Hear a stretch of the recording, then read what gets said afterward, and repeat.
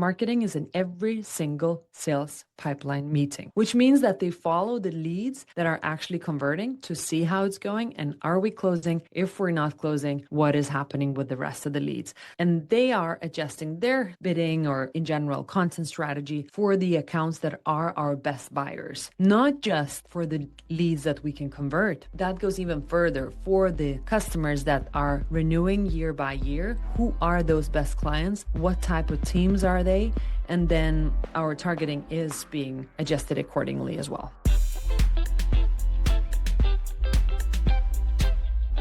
Welcome to the She Sells B2B podcast. And today I have Laura Erdem, all the way from the USA. Thank you so much for having me on your podcast. I actually found you through stalking you on LinkedIn. I love your content. I think especially the ones where you're walking around New York in the streets and just giving us the lowdown on sales, marketing, and the world that you're in. So huge fan. How did you get into posting on LinkedIn and sharing your stories like that? Thank you so much for the comment. I have to do more of those videos then because people keep on referencing to those, but I think I only made like 3. So it means that it's working. So I need to do much more of those because it kind of stops the scroll for the people. But how did we start? It was very random and unplanned. And when I say we, it was not just something I started to do by myself. When I started at Dreamdata, I came from Gartner. And when you work for a big brand, you have the brand presence already. So as a salesperson, you don't need to build brand and the demand is just coming. And that was pretty easy. When I joined Dreamdata, nobody knew us. We had no revenue at all. And we had an amazing product. It's like, what can we do in order to start driving that demand? Our CMO, he is world-class performance marketer. And he knows how to do paid ads, capture the demand, but building that brand was also a bit more new for him too. Since our buyers are mostly on LinkedIn, we sell to marketers, we said, let's start posting. And we did. It's around 4 years ago when we started this,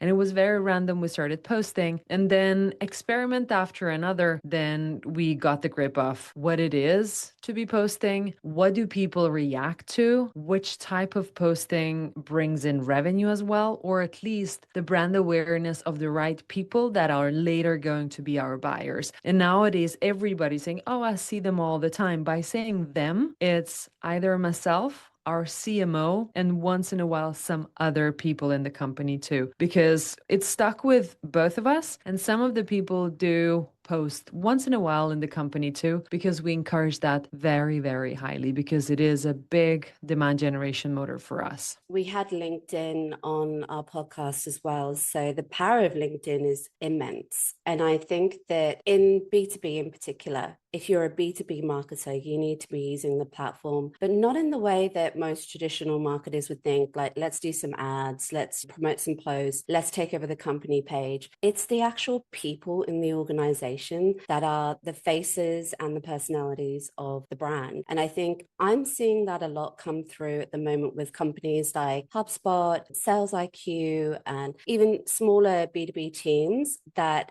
actually have almost like their own little pod of representatives on LinkedIn posting and engaging with each other. And the visibility is just imploding from that. So it's something that I've added to my strategy as well over time. And it is evolving a lot. So LinkedIn has been started as a job platform for people to look for jobs and for employees to find them. And then LinkedIn started to look for getting companies, their company pages, starting to post from their company pages as well. And then here's the next step, enabling the people who are on LinkedIn to do their personal content. And smart brands do use those people as their speakers to doing more of demand generation on the platform as well, because this is your extended arm. In a way, this is another strategy besides your paid marketing too. If you do it smartly and define how you want to do it, it's a very heavy demand generation motor. As you're mentioning, HubSpot is great at it. Zoom Info, another example, amazing at it. Plus, where it's going right now, it's not just the employees, but now the creator economy is picking up on LinkedIn too. So we see a lot of B2B creators who are shouting out brands or engaging with their content because they're also paid for that.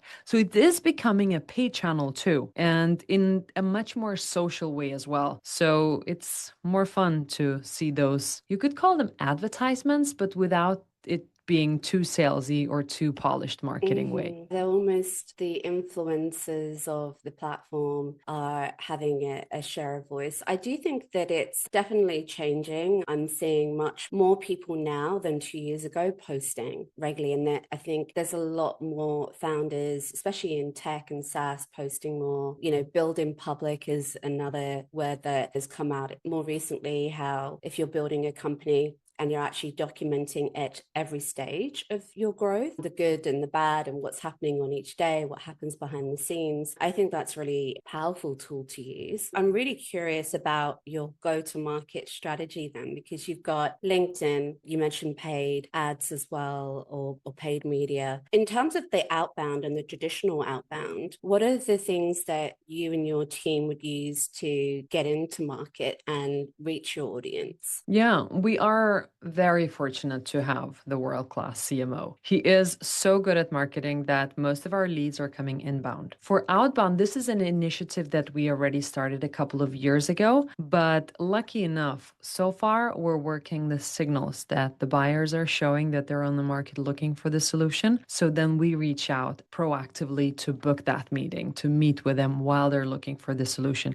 And that is enabled by Dreamdata as a platform. But that said, so far, totally cold outbound, we are not doing that. That is only because there is so much demand to capture so far. So we're building on that on the back of the warm demand that is coming in so far. And then as soon as that part of Dreamdata is built out, then we will be doing more of cold outbound as well. But the thing is, the buyer behaviors have changed so much. And that type of cold outbound, when you would be thinking like crazy cold calling to people out of nowhere and trying to reach them through email, it doesn't really work anymore. So we have to find creative ways to meet those people as well. So by saying outbound for cold, that's probably is more what I mean of creative outbound, like engaging them into the content that we're writing, engaging them into events and so on. So that top of funnel demand build is totally different than it used to be before in time for any type of like volume-based cold outbound. I think most of the businesses that I work with really want to create that engine where they are getting the inbound and they are getting the demand. The other challenge to having a lot of demand is actually what is the quality of that demand, because your sales team taking those meetings are not converting. They might say the quality of the leads aren't that great. In terms of building demand, what would you say the secret sauce is to building demand? Again, it goes back to world-class marketing. So if marketing is building demand for the leads that don't close, there is a disconnect. Again, we're fortunate enough to not just have Stefan in the team as a world-class marketer, but also the alignment between what type of demand marketing is creating. Is it converting further? Are we closing deals of that type? And that loop is being closed all the time. Marketing is in every single sales pipeline meeting, which means that they follow the leads that are actually converting to see how it's going and are we closing. If we're not closing, what is happening with the rest of the leads?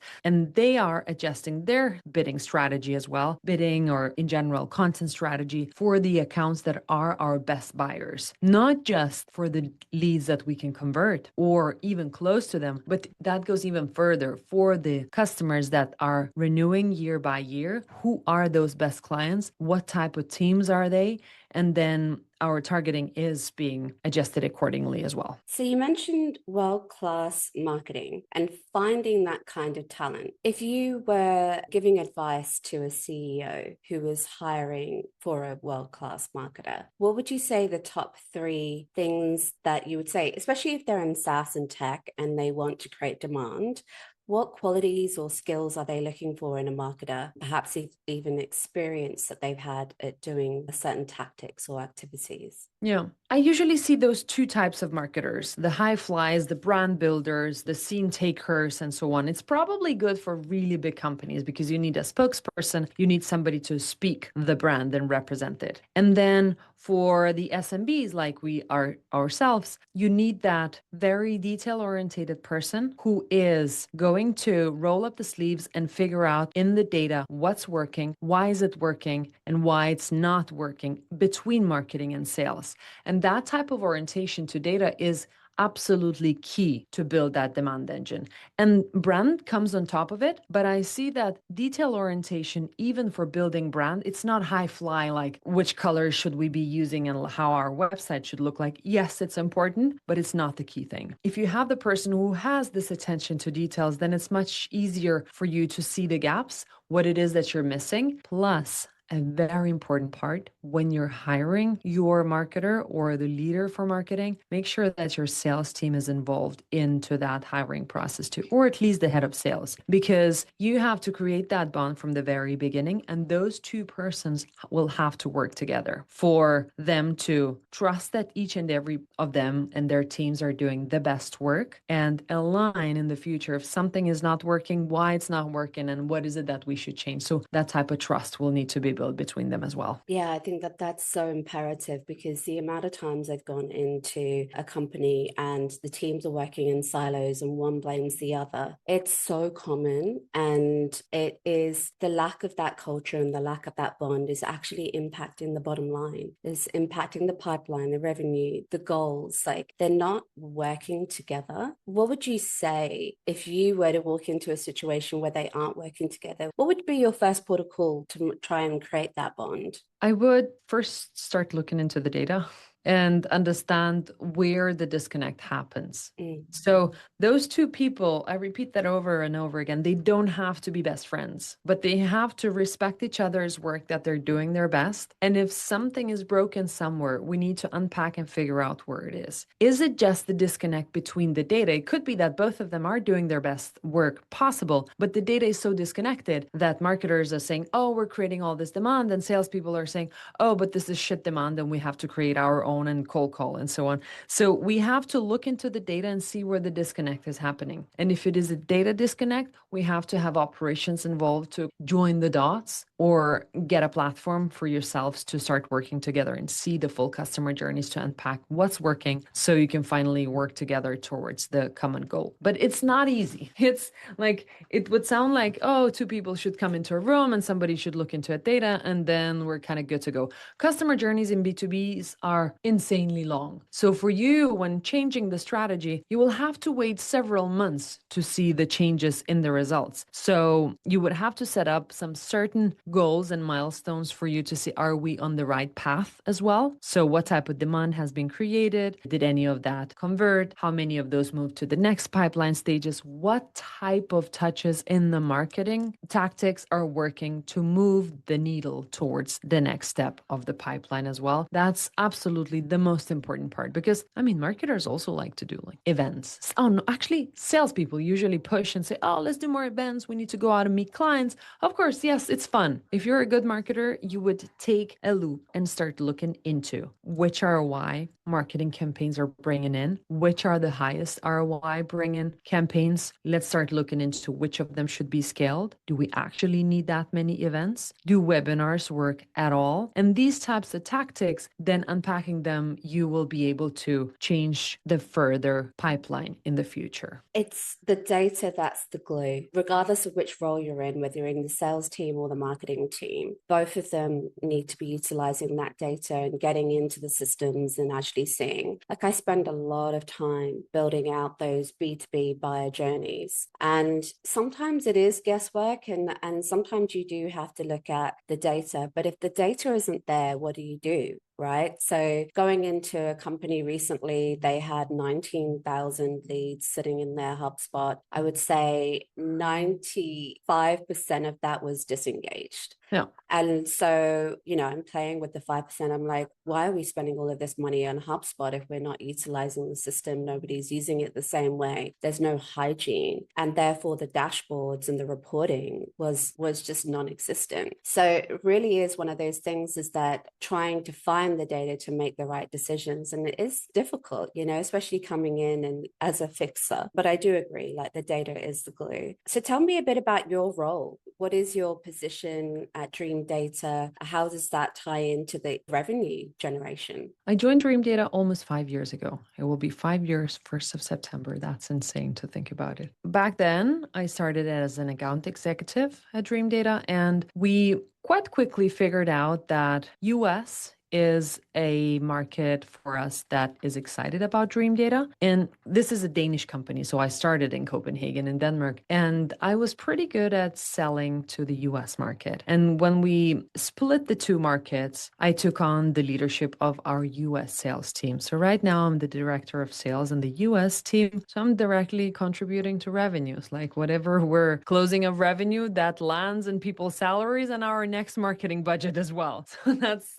direct correlation. But the role itself is also a bit broader for demand generation too. So as we started speaking about the LinkedIn presence as well, I use it a lot for both direct outreach to the buyers, to possible buyers. But I and we at Dreamdata use my social presence a lot for brand building as well. So whenever we have some specific campaigns or something needs to be pushed out into the market or our messaging has changed. So I'm one of those profiles that is posting every single day about the company, or at least topics that B2B marketers care about. So it is a part of demand generation as well. Tell me about the world of going into sales as a female, right? Because one of the things that we talk about a lot is that we're showcasing women from around the world that are doing it in sales, especially in tech sales. And it's not very common that we meet women in this space. So right. First of all, what made you get into sales? Was that your career path when you were younger? Like, I'm going to be a salesperson.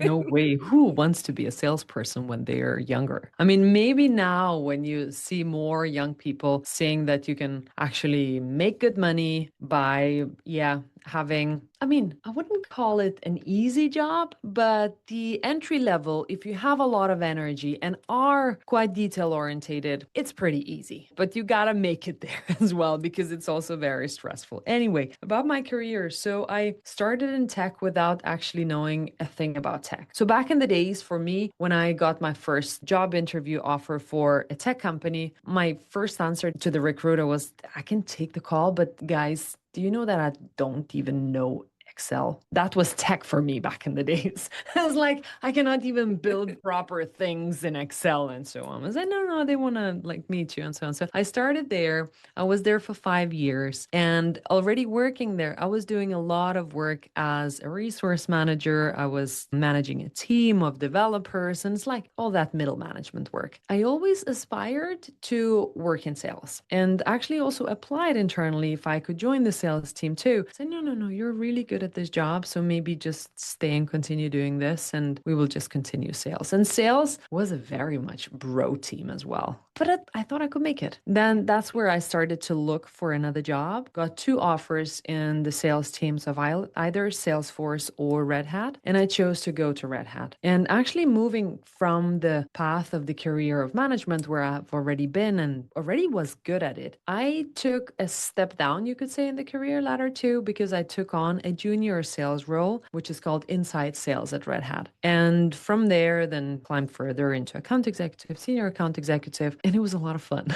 It was very good learning experience. I worked with very big clients in Copenhagen, actually the whole Denmark. And then Gartner came by. A recruiter asked if I would like to speak with Gartner. And I mean, who doesn't want to speak with Gartner? Even though I was working at Red Hat, it was a great brand, an amazing company for if anybody is interviewing with them, it's a great company to work at. And the said, all right. So Gartner, I would be selling to the CTOs and CIOs of the largest companies in Denmark. What's not to like? I would be, I think my salary jumped by 40% by just taking that job.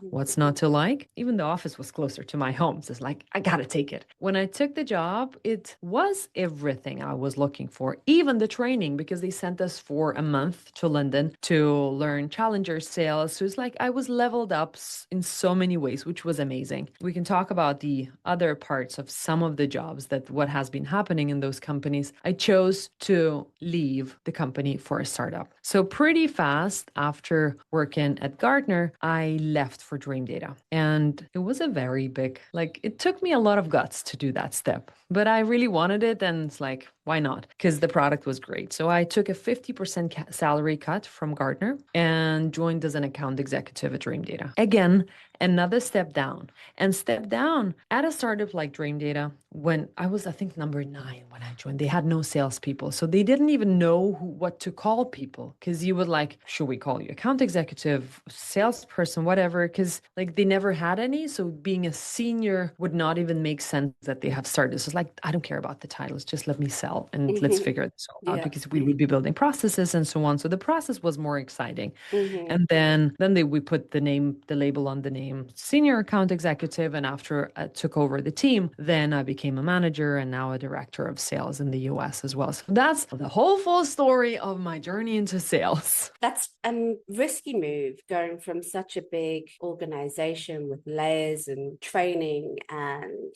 guardrails and rules and systems and everything there for you at Gartner, to then uproot and take a risk and go work for Dreamdata. What can you remember that moment where you decided that this was the path for you? And what made you switch from going from such a big organization to such a small, was it 9 people that you said at the time? Yep, I was number 9.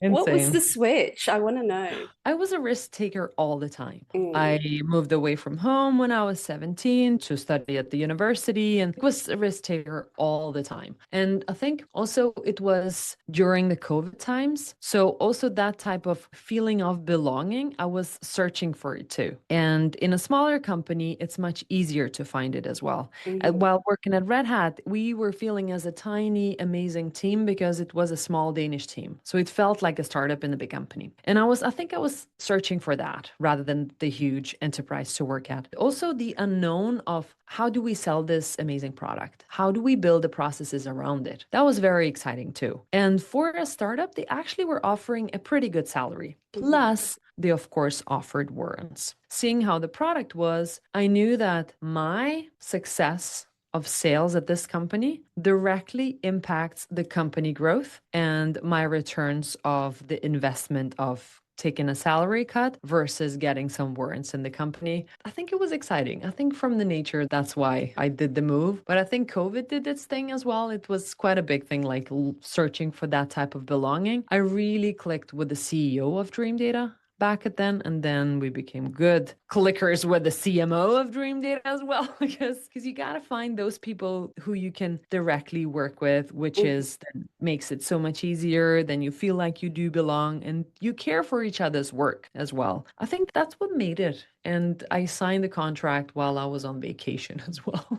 So like there are a lot that made it. Oh, wow. I think there's so much there around. Yes, you could go work at a big enterprise company, but the things that you get to do and the impact that you get to make and create your own processes, your own style, you can try and test things really quickly. You wouldn't get to do that at Gartner. Right. It would just be too much for them to be able to move. It's like having, an elephant and trying to push it down a hallway. Whereas if it's got the elements of that creativity, and it's rare to have creativity in sales, I feel. It's something that I'm really passionate about, but I get that excitement from you as well as you're describing it. I'm like, yeah, that's exactly what I would do as well. You want to feel like you're actually making an impact. And one of the things that you said there was risk taker. Now, I have to say that I feel like anyone in a sales role, who's doing it and is successful,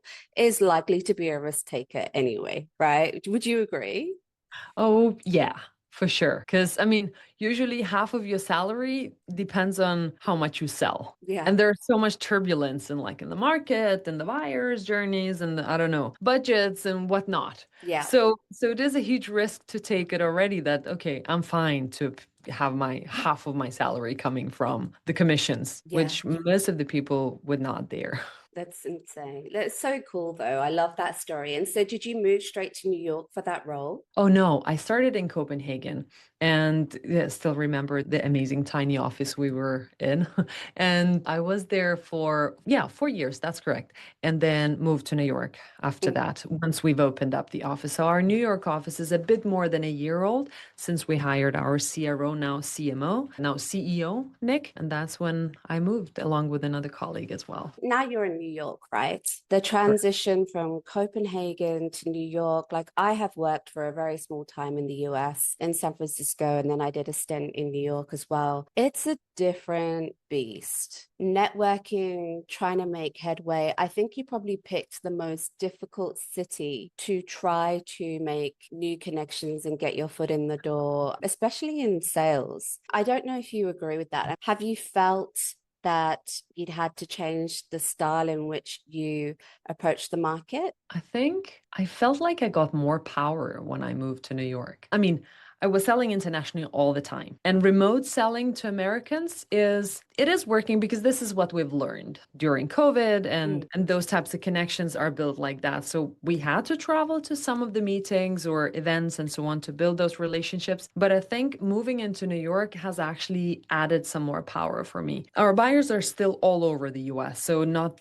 that a lot of buyers are in New York. There are quite many, but we're starting also the more top of funnel demand generation with various events or at least brand awareness, inviting the marketers to come over to the office and starting to learn us and meet us. But I think my personal brand also helps to build those relationships even closer. So now when I'm here, it's easier to reach out to those LinkedIn friends, to meet up, to get new connections, to be referred to the new people as well. I feel that it was just a superpower that I got, an additional one to be able to do that. But not all the salespeople feel that way. A lot of salespeople I know, they're not keen on going out and networking because it requires a lot of energy. And it does drain me out as well, even though I'm an extrovert. After the bigger networking meetings, it's like, oh, okay, give me one day of just working in front of my computer. But creating those very targeted meetups and meetings and lunches,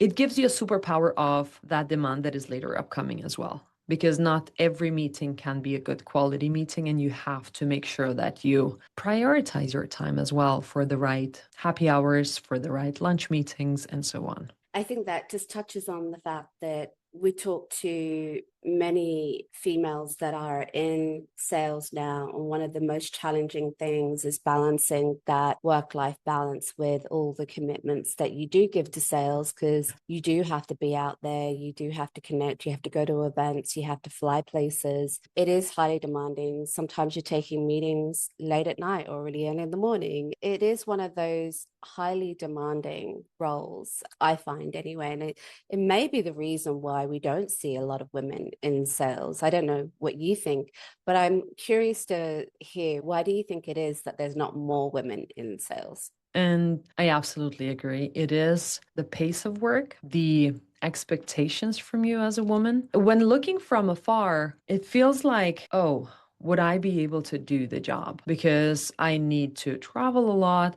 I need to take those, I don't know, company lunches and take customers out. And at the same time, then I need to pick up the kids. I need to make sure that they're not hungry. I need to make sure that all the rest of my life that is not work is taken care of. And it just feels too much. My second superpower of being in sales is my husband. I mean, we're two. And also in the culture of the Nordics that we're from, it's literally 50-50. He's very, very supportive, not just that the 50-50 way, but it's like, this is a very difficult time for me right now. Let's say quarter end, you'll have to take some more load from this. And whatever that is that making dinners, or is that the whole picking up kids for the whole week, or that I will be 2 nights out for a trip. Yeah. And then we do balance it out, because I would know when he has busy times and he would know when I do. So we're able to balance it out, and hopefully once in a while stop both of us and just be at the same place together and present together with the kids as well. And having that superpower, I also think that it's amazingly inspiring for the kids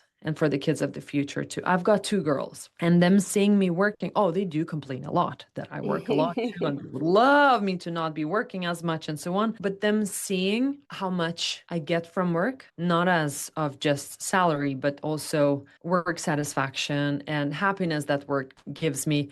I also, once in a while, take them to the office. If it's holiday, come over, come with me. Or it's just some kind of events where there are more people gathering, come over, stay a little bit, and then we would leave a little earlier together. And that inspires them as well for the future that I want them to be in. as well. They enjoy that type of work. It doesn't have to be sales, but in general, to have that balanced life where you can aspire your career, but at the same time have a good and balanced family life where everything is very well playing together. That's possible. And I think it's also another thing that I can give back to my kids. Would you recommend to them sales as a career? I mean, very different personalities, and one of them could be a good salesperson. And of course, I would support the crap out of you for you to be able to do this.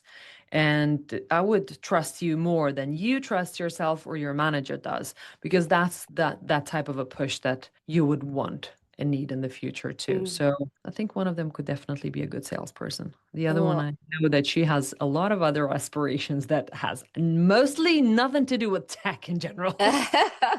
that's so interesting that you managed to pick out which one had the personality or the aptitude for We'll sales. see. We'll Yeah, see. yeah. I wouldn't say, but we'll see what it brings them, and I will support them no matter what they choose. It's really great because my next question is going to be about when you're actually looking for salespeople to join your team. What do you look for in both personality and skill set? Nowadays, you have to come in with analytical thinking and creativity. And these are the two parts of your brain.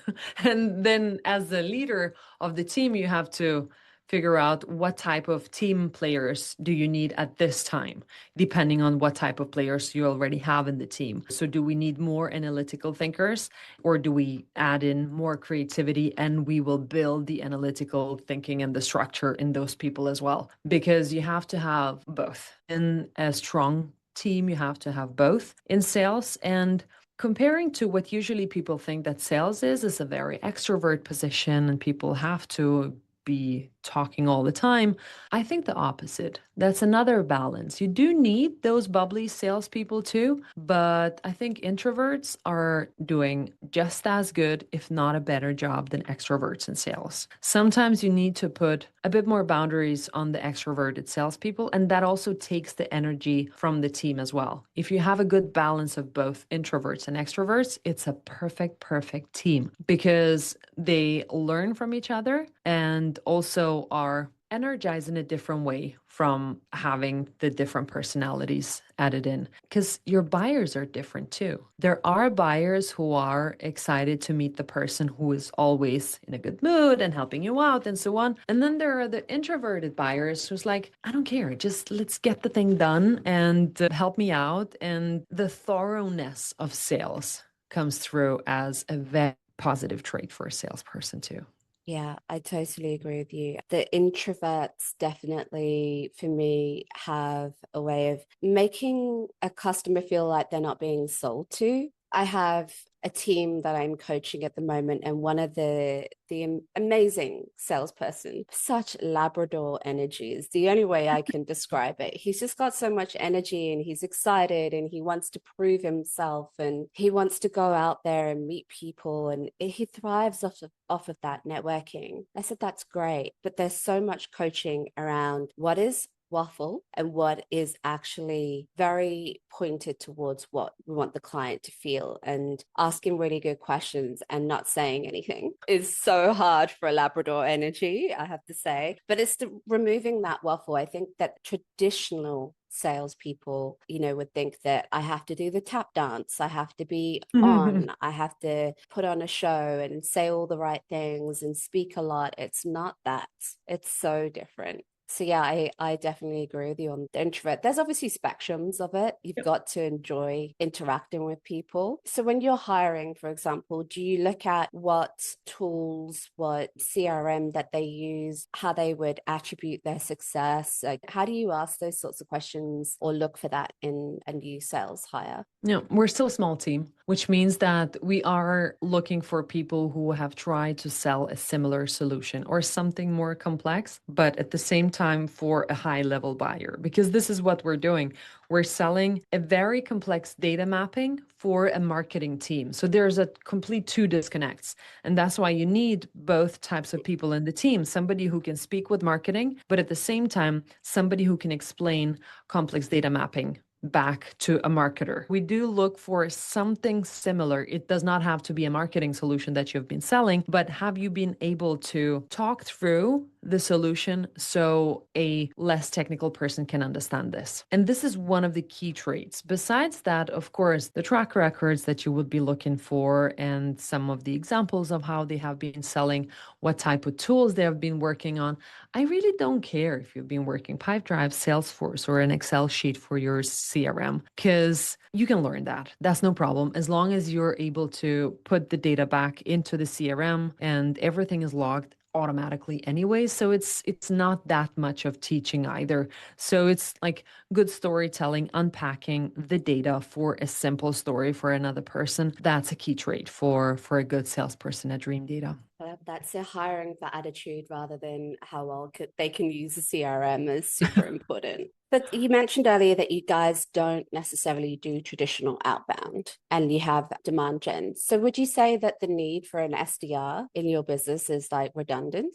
Oh, absolutely not. This is where the next step of Dreamdata's growth will come from. And so far, since we have this much demand and we are still a growing company, the reason I love Dreamdata is because it is hiring for the time and not over hiring to try to reach some impossible goal. Usually, when you are a growing company, you would hire 10 new salespeople, 5 of them SDRs, 5 of them AEs, and then let's go get any of the clients with a lot of outbound. And what you would do, you would empty out the market and spread not the best name for yourselves. So rather very stable growth, especially in the nowadays times when everything has to be very growth, and making sure that every hire that we do, we're able to both justify it, but also that that person is able to hit their goals. So we do have 2 SDRs. One of them has just joined Dreamdata as well. We are setting up playbooks and trying them out with them. And as soon as we have both the demand and are hitting the goals for each and every SDR, we're going to be hiring more and more and more, because this is where Dreamdata's growth is going to come from in the future as well. Okay. So you're designing the playbook at the moment.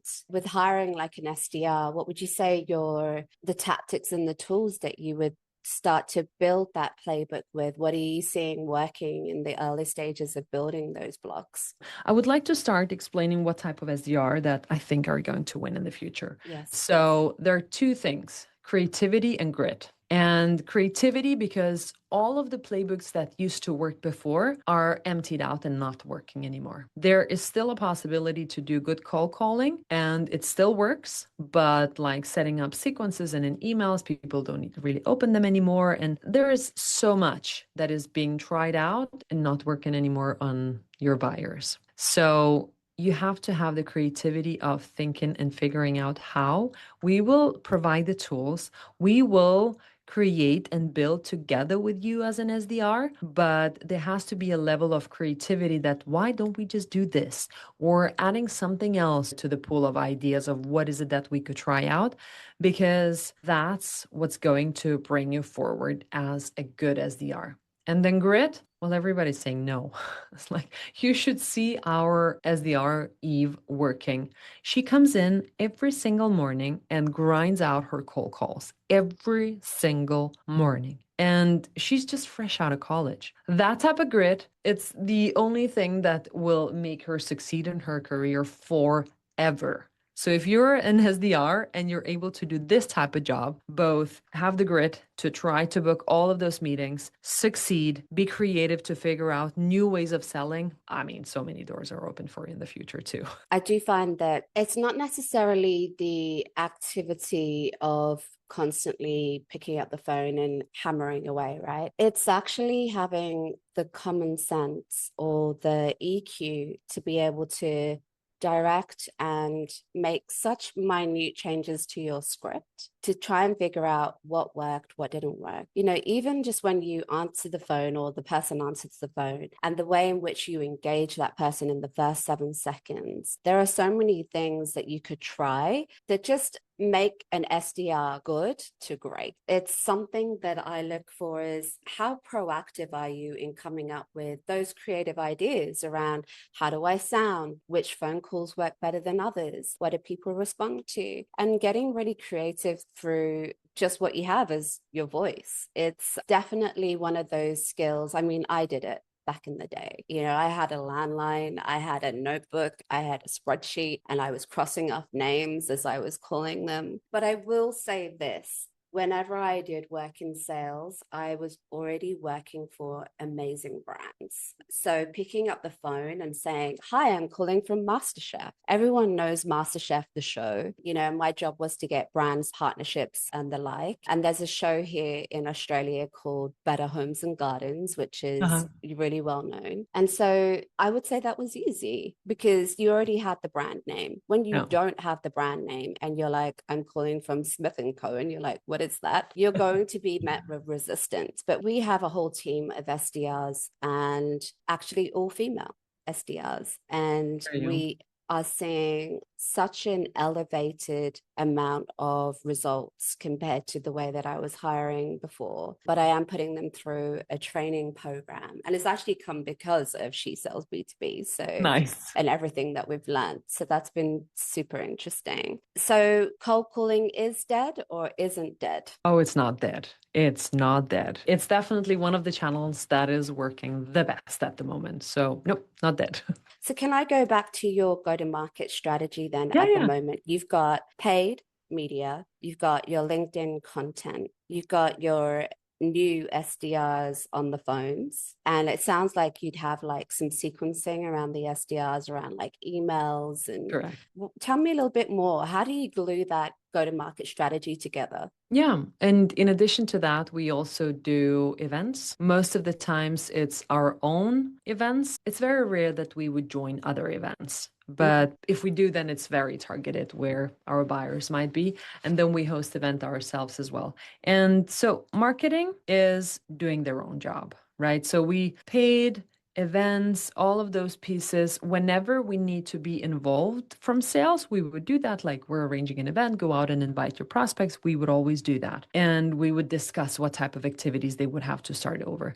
And then sales are picking up all the demand, making sure that we've got processes and all of the ducks in a row to help the prospects when they're already in the buying cycle. That when, let's say, another very important part when somebody books a demo, but the demo does not come through. Let's say they submitted a form, but the booking did not come through. If you are not following up within the same hour, you're already missing out. So we got to have that speed of sales as well to pick up the good quality leads as well. And then we've got SDRs both calling or having some sequences as well. In addition to that, then sales are working through all of the leads they're getting. And if salespeople would like to add to that demand as well, they're very welcome to do outbound too, because that type of creativity is very welcome at the moment because we would like to see what else is working. Let's say if a senior reaches out to a prospect buyer, or sometimes we're even using our founders' brands through LinkedIn or through regular outreach to see if that helps us book meetings. So why not use that as well? And so you've got events, LinkedIn, sales, people booking demos. Obviously, the paid media is pushing people through the website as well. So I know you mentioned about signals, intent signals, and I know that Dreamdata, that's what you guys are about. So tell me about how do we use buyer signals and how important is it to your stack? Yeah. So, well, in general, the key Dreamdata's product is full go-to-market revenue attribution for you to understand what's working. But for sales, the most important part of Dreamdata is the signals. It starts with proper website tracking, because if you don't have proper website tracking, your marketing demand is just dripping through. You're not capturing everything that you could be doing. So we are using reverse IP lookup to see which companies are visiting our site. And if we're seeing that companies that are our ICPs evaluating Dreamdata, and our signals would inform us which of the touches that they're doing on the website, let's say they visited pricing or some specific blog use cases or something like that, are the ones that are the highest closing triggers for a salesperson to reach out. So we would have a signal pinging them on Slack. This specific company is on our website. Here's a good signal. Then if we don't have them converted at all, then the SDR would find the key buyers in that type of committee who would be the right people to reach out for calling or doing outbound sequences, or even getting the C-level to connect with those people as well to see if there's an easier way to connect the more senior people at the company to get that meeting booked as well. So having a tool like Dreamdata, imagine that, I work with a lot of mid-sized businesses. How expensive is having an attribution tool like that? Because imagine I've got HubSpot, I've got a range of other tools. Maybe I'm buying data from Apollo or Zoom Info. I've got to pay my SDRs, et cetera, et cetera. How can I integrate that into my ecosystem? And is it expensive? Yeah, well, it really depends on the use case and the traffic to the website, because that's where the pricing starts from. So we need to know how many tracked users do they have on the site, because even the mid-market company might have like millions of users logging into the site. Then we would have to see like how that can be limited or what's relevant to include or exclude. But I guess mid-sized companies, it is around $2,000 to $3,000 a month for a tool like Dreamdata. But I imagine using a tool like that, you're not having to spend time having your SDRs call cold leads. You're looking at more, okay, there are signals, they have these attributes, and therefore there's already a warm feeling around that lead rather than an absolute cold one. That's correct. And in addition to that, before you start getting signals, some companies do a lot of outbound without having signals because marketing is not so present. So if companies are starting their marketing or just don't know what's working, because there's that type of joke that marketers know that half of their budget is wasted, but they just don't know which half. So you have to figure out where are you putting your bets, what type of campaigns and channels are working to bring in that demand that is quality demand for you. And then the signals come, because if you're able to attract the right companies to start showing signals over to you, then sales can take it over.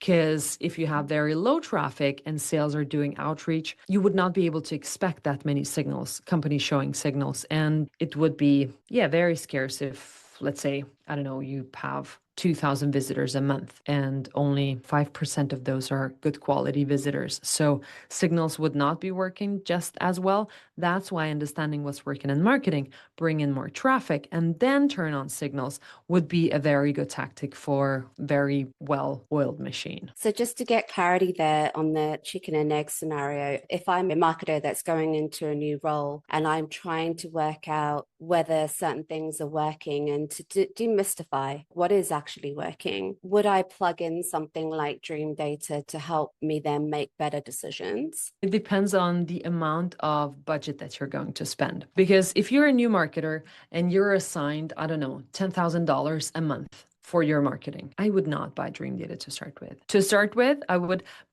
start the free solution of Dreamdata that would track your historical tracking. And then later you're able to join all of these dots together.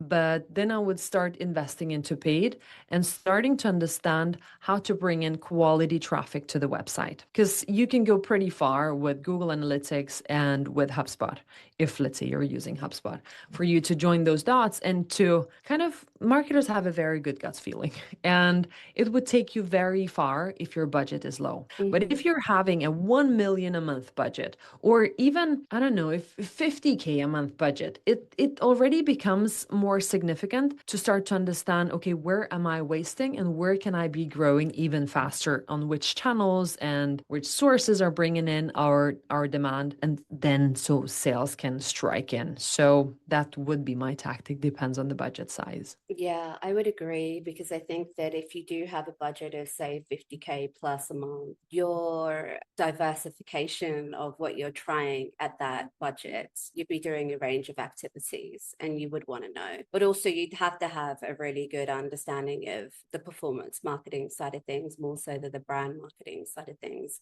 in order to really want to really understand signals and what it means to the sales team. I love that. I work with a lot of companies as their chief of revenue officer, and on a fractional basis. And it does help me then understand at what point would I spend my budget on a tool like that, because I see value in it, but it also has to mean something. And again, it's another tool that we have to work out how to integrate it Yep. into the system. And no, I think that it's got a huge amount of value for the right size of business. I'd love to ask you about account-based marketing. Yep. Are you doing it? When did you start knowing that it was a thing? And in what ways have you experienced account-based marketing? Yeah. So to unpack account-based marketing to start with, it has actually started in sales. Sales only works account-based. So you usually either have an assigned list or you choose a list of accounts and make a strategy. How am I going to tackle those accounts? Let's say you have no demand coming in from the website, and here's a list of companies that you'll have to attract and figure out how the messaging, the right buyers to reach, the right time to call, the right events to take them to, and so on. And this is where marketing comes in as well. If you look into a bigger perspective, you've got several salespeople with lists of companies to reach out to. What those lists are actually your exact ICP buyers. So for marketing, to start with, depends on the product you're selling, of course, but for me, it's the most important to identify your ICPs, ideal customer profiles. So that would be what type of companies you're selling to, what type of personas. Is there a specific trait on their go-to-market that it makes them a good fit for you as well? Mm-hmm. And then you start to approach your marketing through account-based. And by that, because what I'm trying to get to is that account-based marketing sounds like a very fancy word for something that everybody is actually doing, but just you need to be very targeted for this. At Dreamdata, we work account-based towards our ICPs. So we don't have a list of target accounts that we want to reach by, 2026.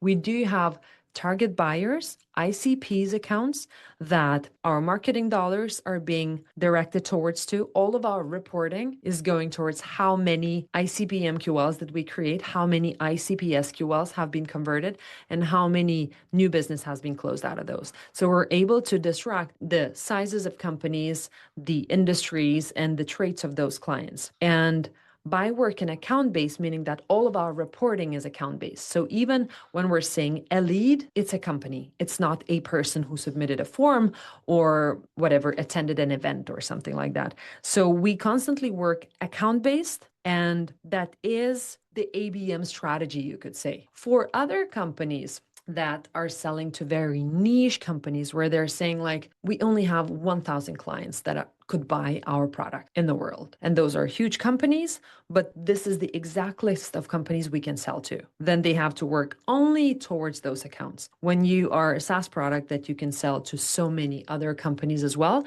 you have to constantly define your ICP to see how are you going to target them, how are they going to convert, and are they actually buying our solution at the end. Super interesting there. So would we say that it's not called account-based marketing, it's actually called account-based sales? No, we Let's could take say it back. it could be account-based sales and marketing. Account-based BMS. Good point. There we go. We've got a complete connection between two, because that has to be connected as well. If you're thinking about ABM of the classical way most of the marketers nowadays think that we've got a list, marketing is targeting them, but then sales has to do something there as well. Like, do we want us to be calling those accounts at the same time? How does that collaboration work? No matter what, you need account-based marketing and sales. Definitely. And so I always looking at ways to get people's attention, right? So in sales, you have to try and get in front of that C-suite, and they're being bombarded by other cold messages, DMs, cold email, cold calls, you name it. Or I think it's around 100 touch points per day that they're getting outreach. And so I know that they're getting recipient fatigue, and they're just pushing it straight to spam and ignoring a lot of our attempts. Right. Tell me, have you done any amazing sort of creative ways to win attention of C-suites? And what have you seen work? And maybe what have you seen hasn't worked? I mean, outside of attempts to, I know that you've done events, etc. But tell me, what do you think is like really creative? For C-level, it's not creative. Credibility works. So if you have some references that could refer you further to other C-level people or VPs that might have use for your solution, that is your best tactic. But it requires a lot of work. It means that you have to have happy clients, happy prospects, somebody that's willing to do the work for you to introduce you as well. This is the best tactic overall. And it brought us happy clients on top of happy clients as well. Besides that, personal brands of the C-level is very important because a C-level person would not connect with a salesperson as well as another C-level person with another C-level person. So you need that type of credibility balance. So you have to start enabling your leadership to basically do cold outreaches. So if we're working the account that is either showing signals or we would really like to reach out to, and we can see that one of our leaders is connected to a specific person in the company or is closer to somebody who could refer them to those people, then again, you would use the warm intros and the profile of the leader for that type of outreach. Because it's really, really hard. I mean, without that, they're not just bombarded with emails that gets deleted, but they don't even have the time. Like you could do the best C-level events. You could fly them into, I don't know, football matches or air balloon flights and so on. They would love to, but they don't have the time for that either. It's like, let's go and fly air balloon in Cappadocia for a meeting in that air balloon. Let's do that. Sure, but no. It's a Yeah. nice thought, but it's so difficult to get that type of attention due to scarcity of time that you have to work them through Yeah. introductions as well. Yeah, I would agree with that. And also, are they going to go on that hot air balloon if they have to be with you, the salesperson? They'd much I rather think be they like, take it okay, actually. I don't think it's a bad idea. I think they would take it. I have done some of those like stupid creative outbound meetings as well. I was booking meetings for people to bike with me in Central Park in New York last year. Oh, you would imagine how many people said yes. And we were just doing a conversation. So it was not a sales conversation. We were filming some content, just like what's working for you in marketing and so on and so forth. But you already then have a connection. So if you're able to offer something and the timing seems to fit, one thing that's a good tactic actually. So if you have some certain event going on that you know that there will be a lot of your target buyers, they're already there. We do running events, we do like I did those biking videos, interviews, and a lot of other stuff as well, where it's easier to get a yes for that type of thing. That's actually creative. That biking around Central Park and getting people to say yes to that, that for me is creative for sure. I'd say yes. That sounds fun. And also, when you say that we're going to do some content together, then they know that it is additional exposure for their personal brand too. So if you have quite okay brand presence of you as a person or your company too, then they would say yes because they will want that additional exposure from your audience as well. So you're kind of joining the audiences too. I have loved our conversation. I really appreciate your time over in New York. I know you're a very busy lady. I would love to ask you just one last question. If you were talking to someone who was considering getting into sales, in particular a lady who wants to get into sales, how would you advocate for sales and say, do it? Why should they go for that role? And especially if they're feeling imposter syndrome. You know, a lot of us experience that. Why me? Will I be good enough? What would you say is a piece of advice or, giving them an insight into your Yeah. life? Yeah, I would first like to know what the person is excited about sales, what it is that it seems like attracts me to sales to be able to answer that exactly correctly. For me, sales have given me the highest salaries I could ever earn. And sometimes women are not as excited about the salaries, like, oh, what's the impact that I would be able to do? Then, if you're looking for an impact into the company, then join a smaller startup and see how the revenue that you're bringing in is actually impacting not just the bottom line, but literally the salaries of each and every person month by month. That's impactful. And then another part, you will be a part of the culture, your day to day coworkers, amazing work of living together. Because I have that all the time. It's like, oh, I'm working at a startup, it's some tech company. what is the why, the impact that I'm doing for this company? And women often seek that much more than men do.